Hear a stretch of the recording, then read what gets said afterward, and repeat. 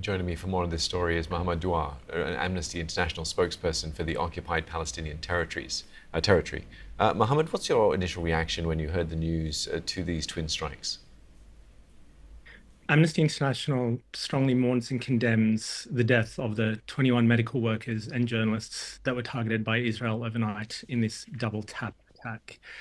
As your report stated, 5 journalists from Al Jazeera, Reuters, and the AP were specifically targeted. This is the deadliest strike on both hospital and media workers during the 22-month genocide. What we've witnessed, however, is a deliberate targeting and killing of journalists by Israel that constitutes war crimes under international humanitarian law.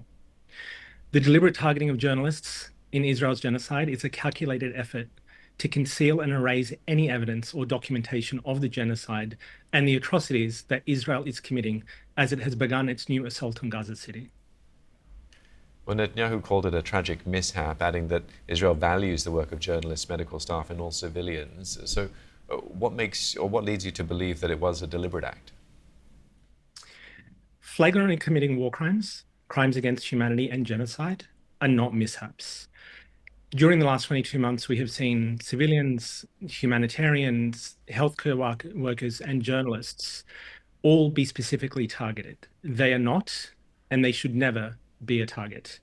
Israel can continue to do this and violate international law with full impunity.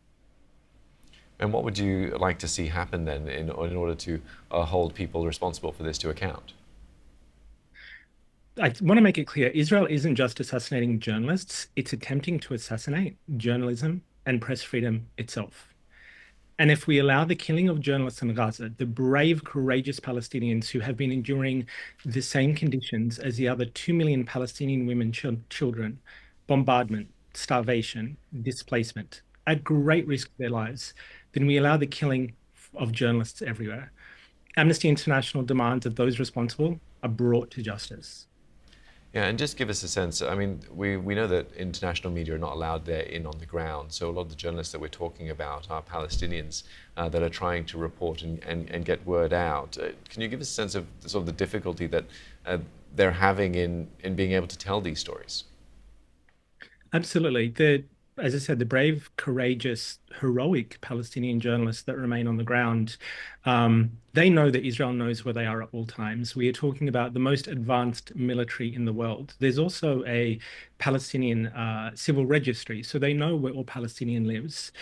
2 weeks ago, Israel killed Anas al-Sharif, who is a friend of mine and someone I hold quite dear. Israel had been sending him WhatsApp messages for over a year, telling him they knew exactly where he was, and they threatened his life if he failed to stop reporting. They targeted his house in Jabalia. They killed his father, and yet he still continued to report as a duty to his people. He never considered leaving and abandoning Palestinian people ever. And that is true of all Palestinian journalists.